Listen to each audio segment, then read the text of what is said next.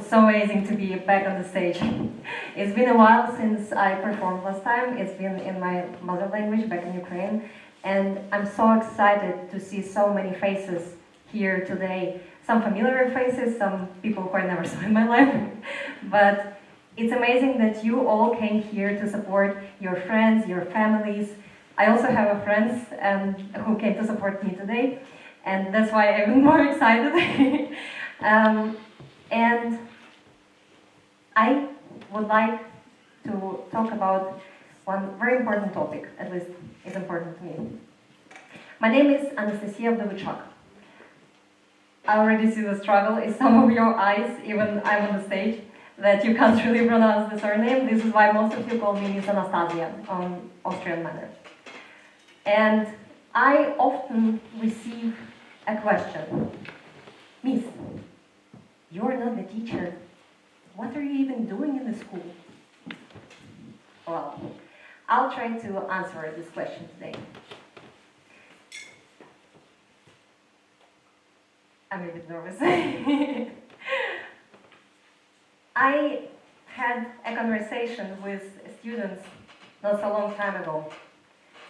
They asked me, Miss, theoretically, if we would take a boat and would go to the middle of the lake without any supervision, would we get into trouble? Yes, I would put you into trouble. You're not allowed to do that. You're not the teacher. Watch me. Also, I regularly check in on some of our boarding students in the boarding houses on their mental well-being. But sometimes I receive a question. Miss, how are you doing? And most of the time I answer, thank you, I'm managing. But sometimes I hesitate. I wonder, do you really want to know? If I will answer honestly, will I be placing my emotions on you? Am I allowed to do that? Sometimes you see me sitting quietly at a dinner table surrounded by people. Not because I have nothing to say, but because I have so much to say that sometimes it feels that better to stay quiet instead of overwhelm you.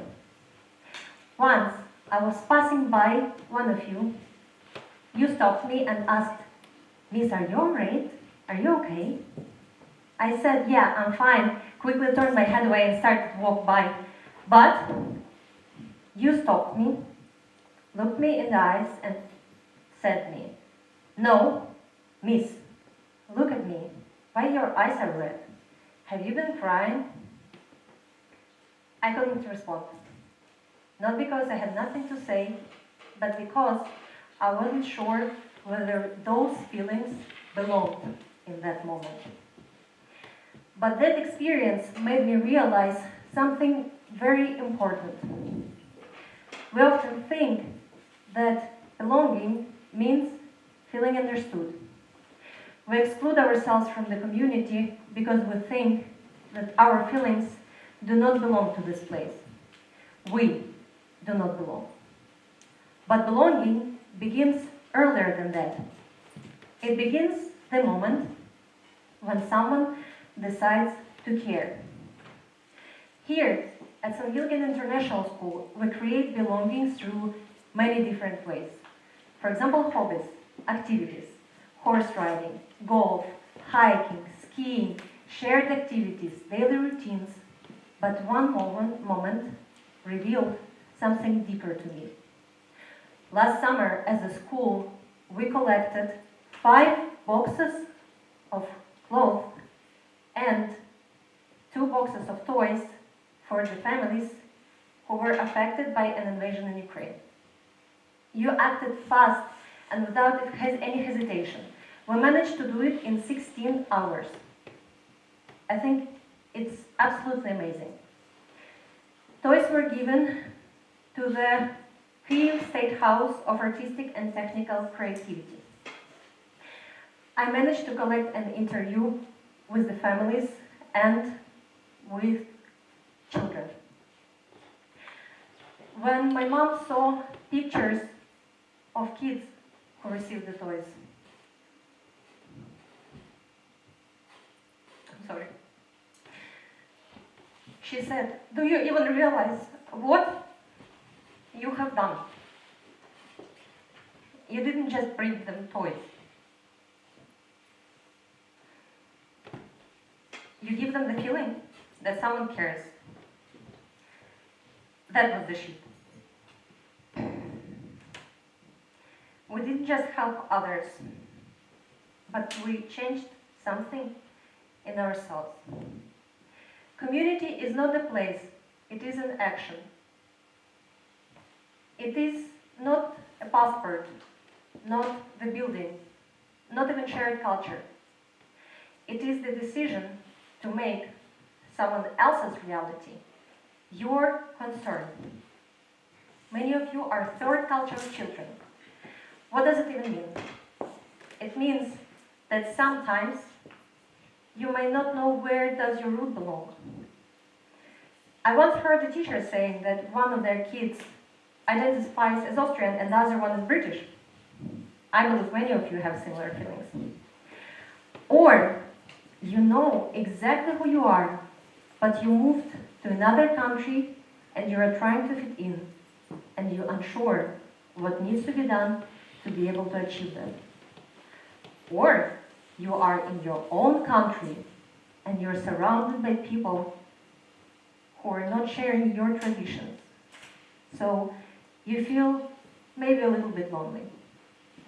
But any feelings you experience are valid. Last summer, when you decided to come together as a team,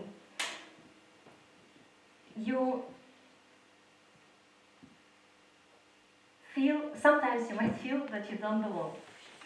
Sometimes you hesitate if someone cares. Feeling is not determined by geography. It is determined by participation. We're social beings. We search for support, we look for connection. Yet, we often exclude ourselves from the community because we think that our feelings do not belong to this place, that we do not belong.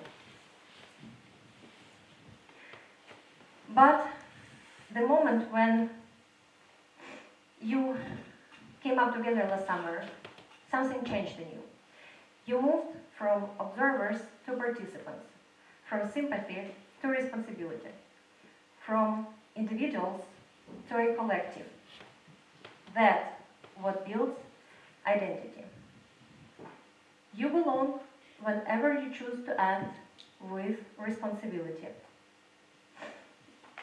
There will be moments you feel unsure. There will be moments you doubt whether you should speak. It doesn't take too much to take responsibility for the people, for the community to which you belong. Wish each other good morning. Be kind. Say, "How are you doing?" Not as a greeting, but as genuine curiosity and care. And of course, be honest. Be honest with yourself. Be honest with each other. Because every time when you decide that someone's experiences matters, you reinforce something powerful. You are not alone in this world. You belong. Like when you help those kids when they receive the toys. You reinforce something powerful. You can say out loud that this is not okay, and that sometimes you don't feel okay. And you bring yourself a realization that you can do a real change as soon as you take action. Community is not something you wait to receive. It begins the moment you decide that someone else's experience matters. And once you understand that, you carry belonging everywhere with you, wherever you would go.